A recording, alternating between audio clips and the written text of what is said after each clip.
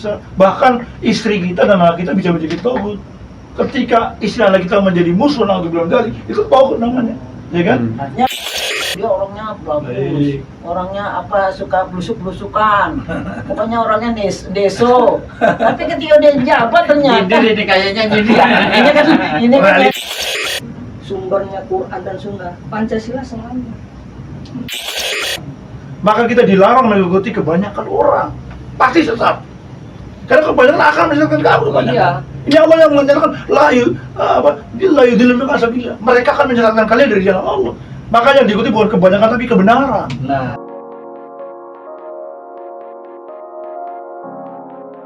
sehat nih ya Pak, mantan anggota dewan. Kita ini selalu sehat terus, karena hidup itu ya, karena kita hidup itu untuk sehat. Kalau Pak Hafiz, Hafiz Hamzah. Hafiz Quran. Hamzah Sat susah. Oh, Hamzah Sat.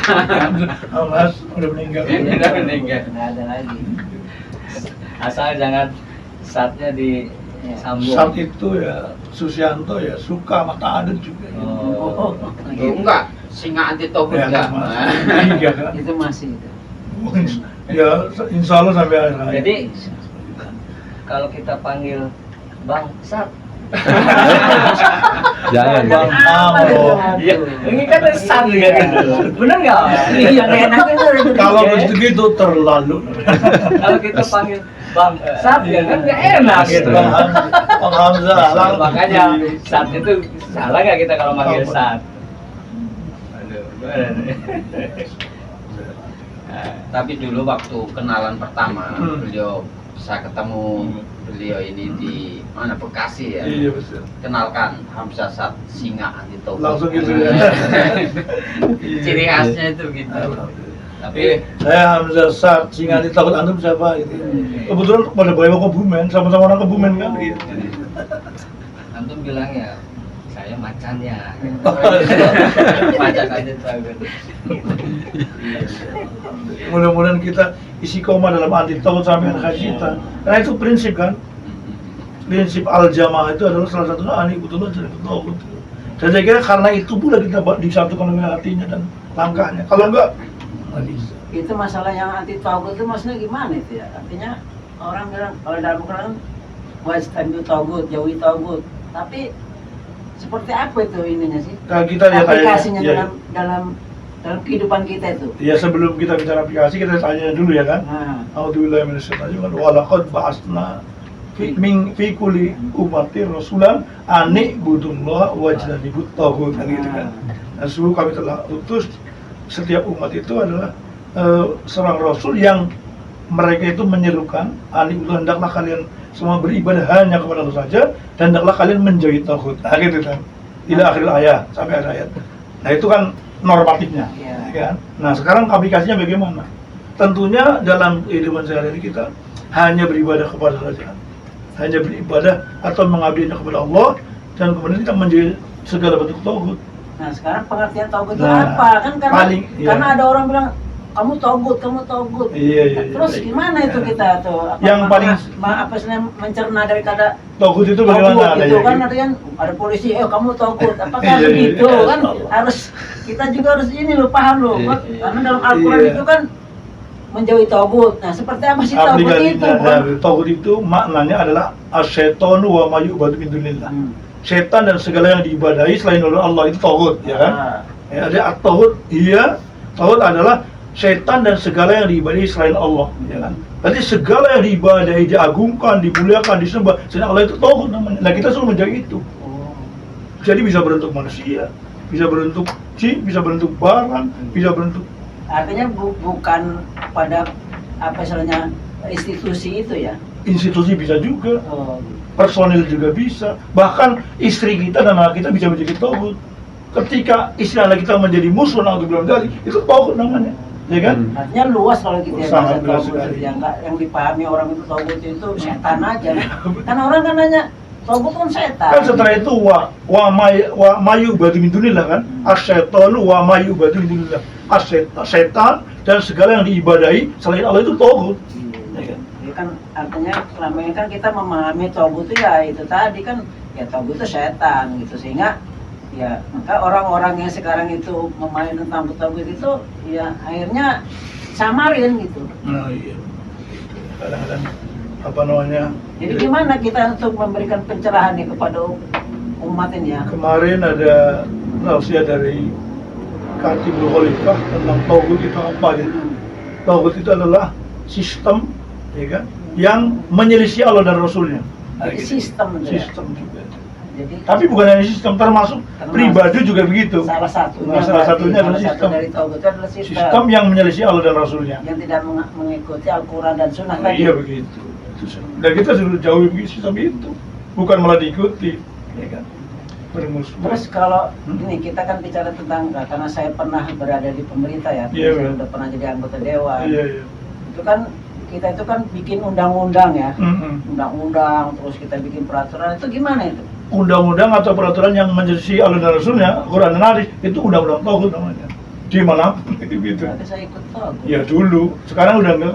Kalau misalnya Iya, betul. undang-undang itu nggak menyelisih Allah dan Rasulnya, Iya. Gimana itu? Kalau undang-undang itu tidak menyelisih Allah dan Rasulnya, pasti sesuai dengan Allah dan Rasulnya kan? Iya. Dia bukan Tauhid.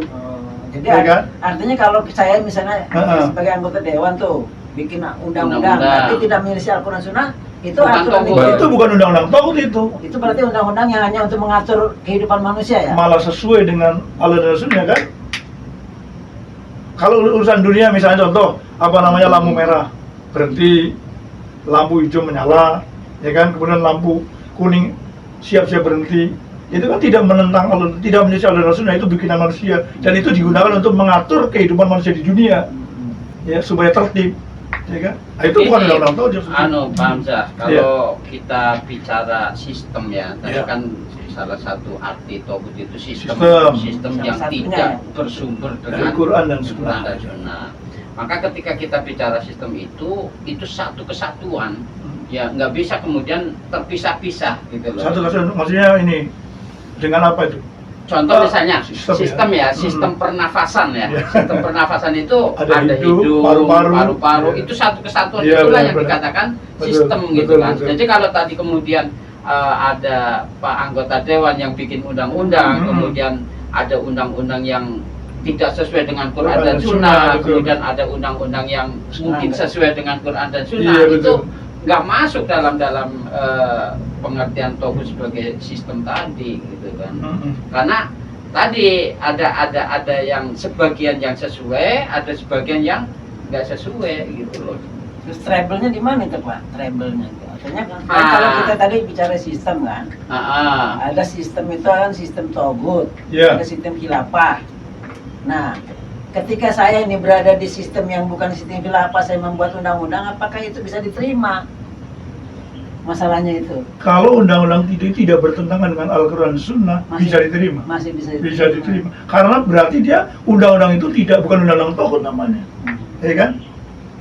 Undang-undang itu sebut undang-undang Tauhid. meskipun dalam sistem yang bukan Islam. Iya. Walaupun itu ya. Contoh tadi saya katakan contoh membuat undang-undang tentang peraturan lampu merah, lampu hijau, lampu kuning, ya kan? Itu kan tidak bertentangan dengan Quran dan Sunnah kan? Nah, jadi yang dari treble menurut saya itu Iya. adalah ketika kita buat undang-undang itu aplikasinya. Hmm. Karena ketika saya misalnya saya buat undang-undang tidak boleh merokok, kan di situ kan ada undang-undang anti merokok gitu. Tapi kenyataannya dibuatlah itu apa tempat wilayah boleh merokok gitu kan. Jadi bukan Itu kan- hanya aplikasinya, ada dua, Nah. ya aplikasinya, ya substansinya. Nah gitu. Berarti substansinya ini yang Iya, diperbaiki iya, dulu iya, ya. iya, dong, tentu. Karena ketika substansinya belum diperbaiki sama aja bohong walaupun kita bikin undang-undang yang bagus kan. Iya, dua. Jadi ya aplikasi ya substansi. Karena Islam itu latu baru wasilah. Ini kalau pendapat saya gini, Iya. kan tadi ayat yang disampaikan Pak Hamzah tadi Iya. itu An-Nahl 36. An-Nahl 36 ya, bahasanya Allah mengutus Rasul Bagi setiap umat. bagi setiap umat, Seorang Rasul yang dakwanya untuk adalah menyeru supaya hendaklah kalian ya, betul. Maka anibudullah wajtanibut tauhid itu satu kesatuan Satu. sebenarnya. gitu kan. Satu kesadaran yang bulat dan utuh nanti tidak bisa diceritakan. Nah, artinya seperti itu. Artinya ketika kemudian kita anibudullah saja, Iya. kemudian nggak wajtanibut tauhid, salah. Rusak. Atau wajtanibut tauhid saja, tapi nggak anibudullah juga Rusak juga. rusak, Betul, gitu kan. betul. Karena ada yang lain, maaf saya potong dulu. Ada yang lain mengatakan wa may yakfur bit tauhid wa yu'min billahi faqad istamsaka bil urwatil wuthqa. Gitu kan. Al-Baqarah ya. Ya. Al-Baqarah 257. Siapa yang kafir kepada Allah, ingkar kan? Kemudian wa yu'min billahi, dia beriman kepada Allah, maka dia sungguh telah berpegang teguh kepada buhul yang sangat kuat, yaitu Islam. Ya, gitu. Islam yang sesungguhnya adalah yang kafir kepada tauhid dan beriman kepada Allah. Maka persoalannya Iya, begini iya. Bang Hamzah. Oke, iya. Secara konsep memang seperti itu ya. Iya, iya. Qurannya itu nggak bisa dirubah Betul, gitu kan. betul. Problemnya hari ini yang perlu kita sampaikan kepada umat itu adalah bagaimana wujud konkret gitu loh. Ya, wujud konkret daripada anibudullah wajtanibut tauhid gitu kan. Artinya ketika kita bicara anibudullah wajtanibut tauhid itu ngawang-ngawang gitu. Iya, Tapi iya. ketika bicara ini aqua, Konkretnya gimana, konkretnya konkretnya, gimana iya. gitu kan. Iya. Nah, ketika kita bicara konkretnya jelas, Iya, iya. maka umat akan jelas. Oh, ini tuh Baik, harusnya. baik. Ini aqua misalnya kan Iya, iya. gitu. Konkretnya begini. Konkretnya bagaimana? Insya Allah, ya kan. Wallah, sebetulnya Allah yang tahu yang hak ya. Konkretnya adalah bahwasanya di dunia ini hanya ada dua sabil ya. Ada dua sabil. Jalan. Ya, ada dua sabil yang jalan kan. Ada sabil Allah dan sabil seton. Sabil tauhid. Atau sabil seton dan sabil tauhid ya kan. Ya. Nah, hanya dua. Ketika kita tidak berada di sabilillah, berarti pasti di sabil tauhid. Ya kan? Atau di tengah-tengah. Di tengah-tengah ini yang disebut dengan muzabzab. La ilaha illallah wa la ilaha illallah. Itulah orang munafik atau sifat nifak. Jadi kalau orang yang tidak berada di sabilillah, ya kan, berarti dia di sabil tauhid atau dia bingung, tidak di sana di sini, tapi hakikatnya dia tetap sabil tauhid. Karena orang-orang yang munafik dan nifak itu akan dikumpulkan di dalam jahanam sama dengan orang kafir kan. Innallaha jami'ul munafiqina wal kafirina fi jahannam jami'a. Nah, gitu kan. Jadi memang dia awalnya ya betul, An-Nisa 140. Ya kan? Jadi memang awalnya dia tidak di golongan ini. Kalau ayat yang lain ya kan, ayat 134 itu, ayat 134 tidak la ilaha illallah wa la ilaha illallah ya kan. Mereka orang munafik itu tidak masuk dalam golongan ini, golongan kanan maksudnya, dan tidak golongan kiri. Karena mereka muzabzab, ragu-ragu, bingung, liar orang Sunda bilang gitu kan. Tapi akhirnya kalau dengan ayat itu masuk juga golongan kiri. Kalau mukmin munafik sejati.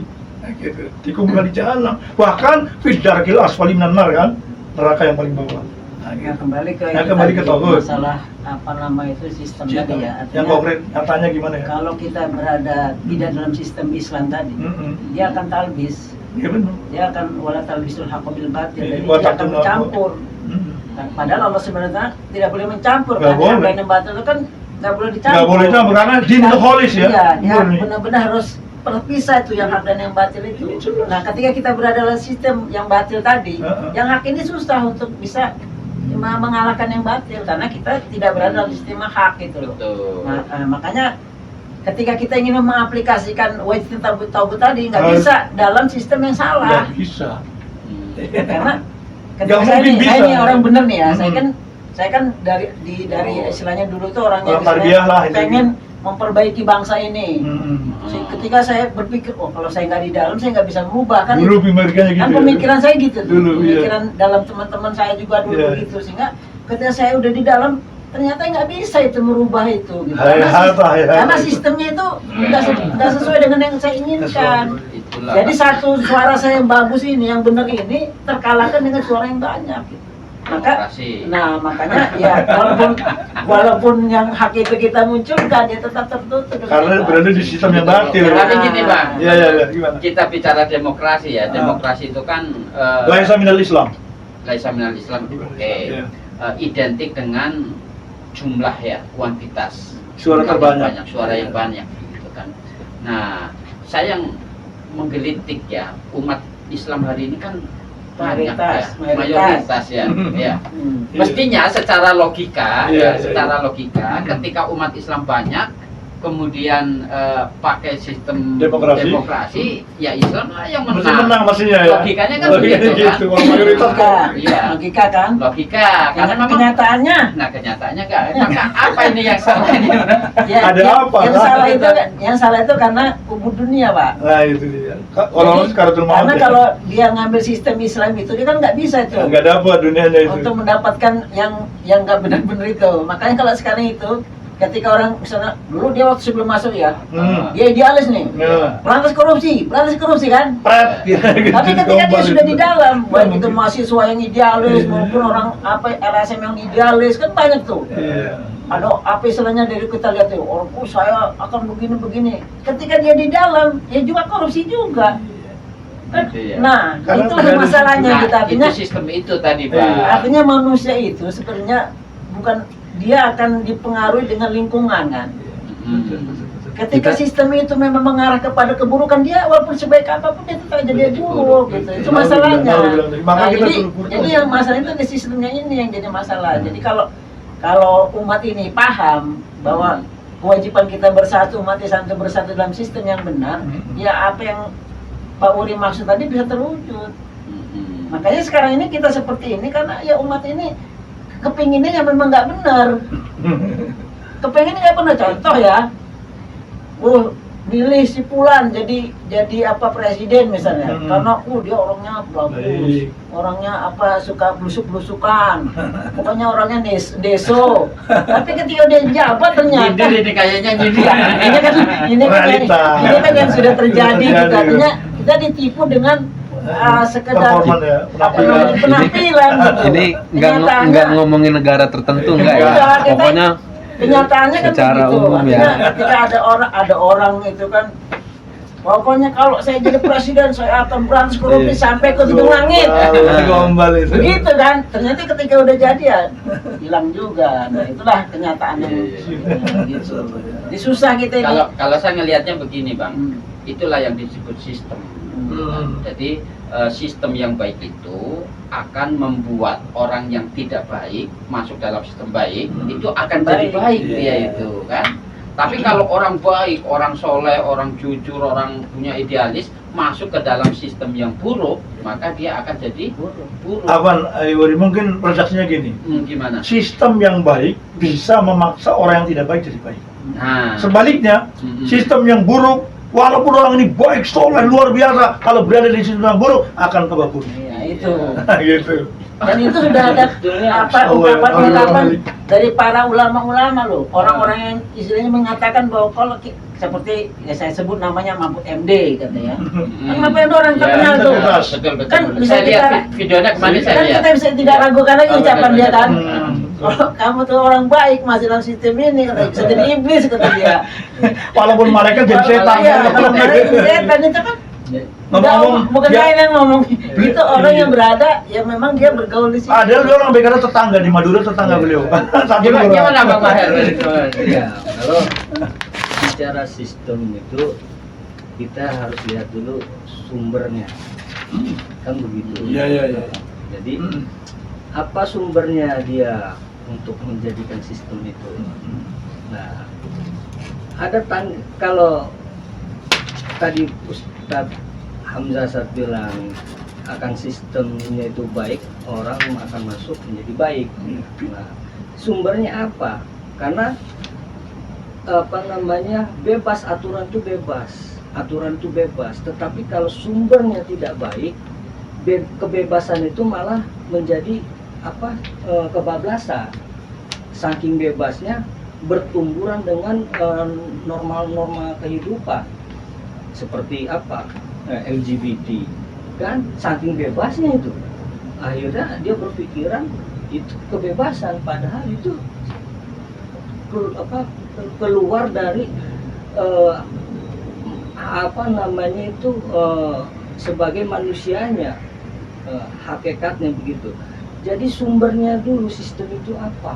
Kalau sistem itu sumbernya kepada yang punya langit dan punya bumi, maka selamatlah, termasuk sampai binatang-binatang. Semuanya dari wahyu gitu ya? Nah, dari Allah, dan artinya Quran dan Sunnah. Iya. Artinya berapa?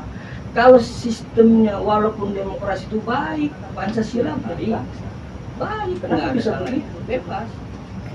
Karena sumbernya. Nah, tapi kalau Pancasilaisnya itu sejati dengan sumbernya Quran dan Sunnah, Pancasila selamat. Kan begitu. Jadi kita lihat dulu ini sumbernya apa. Sistem baik, saya yakin Pancasila juga baik. Undang-Undang 45 baik kok isinya. Kita baca pembukaannya itu. Baik. Tapi perlu diingat juga kali Bang Mahir ya. Baik belum tentu benar. Kalau benar pasti baik. Catatan ya. Coba. Kalau baik belum tentu benar. Ya. Makanya sumbernya apa? Nah, ya. Nah itu. Dan sumber cuma dua. Satu dari wahyu yaitu Quran dan Sunnah, ya, gitu.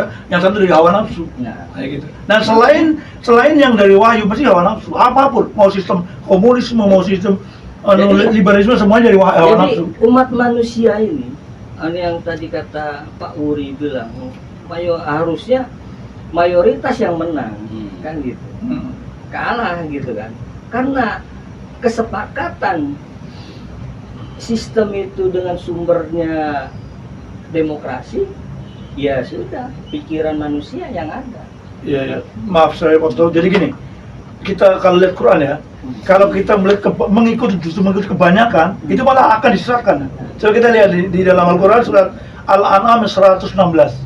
A'udzubillahi minasyaitonir rajim. Wa in tuti aktsaru man fil ardi yudilluka an sabilillah. Iyattabi'una illa dhanna wa innahum illa yakhrusun. Coba kita. Wallahu a'lam bimuradihi ayat. Allah yang paling tahu tentang maksud sebenarnya ayat ini. Tapi terjemahan bebas kurang lebih seperti itu. Wa in tuti, kalau kamu mentaati atau menuruti aksaroman, kebanyakan orang fil ardi, yang di buka bumi ini, mengikuti kebanyakan orang nih, mayoritas kan berarti kan. Yudiluka, mereka akan, itu pakai mudhari, pakai present and future tense kalau ini Inggris kan. Mereka akan menyesatkan kalian dari jalan Allah. Kenapa? Sebabnya yaitu tadi nomor iyattabi'una illa dhanna wa innahum illa yakhrusun. Karena kebanyakan mereka yang mayoritas itu hanya mengikuti dzon saja, prasangka, barangkali persangka saja, wa innahum illa yakhrusun, dan mereka hanya mengikuti berdosa saja kepada Allah SWT. Maka kita dilarang mengikuti kebanyakan orang, pasti sesat. Karena kebanyakan akan menyesatkan kamu kebanyakan. Iya. Ini Allah yang menyatakan la yudillu ka sabilillah. Mereka akan menyesatkan kalian dari jalan Allah. Maka yang diikuti bukan kebanyakan tapi kebenaran. Nah itu Yang saya sebenarnya dari setuju. wahyu. Itu saya setuju, makanya bukan masalah mayoritas Atau minoritas, bukan bukan. minoritas, tetapi apa ini Sumbernya. Dari mana sumbernya? Nah, Gitu ya. itu yang jadi titik. Kalau baik, orang kafir berbuat baik ya baik. Banyak yang baik. Banyak yang baik. Bahkan mohon maaf, banyak orang yang notabene non muslim Hampir lah ya. Malah lebih baik, lebih dermawan. Jadi konkretnya kayak mana Bang kalau tadi ente ngomong yang penting sumbernya. Nah, Sistemnya apa, sumbernya apa, prakteknya kayak mana? Ya, Jadi makanya biar umat ini jelas. Real ya, Konkret, konkretnya, misalnya konkretnya. nih, jadi nggak ngawang-ngawang gitu Iya. loh. Nih, air minum mineral, ya, kan ketahuan, jelas air. kan? Sumbernya dari mana? Apakah dia dari penyulingan, apa dari dia mata air, atau dari apa filter apa nih kan? Kita harus tahu kan gitu. Sumbernya dulu, baru kita mau beli atau mau minum yang baik itu. Bening belum tentu sehat.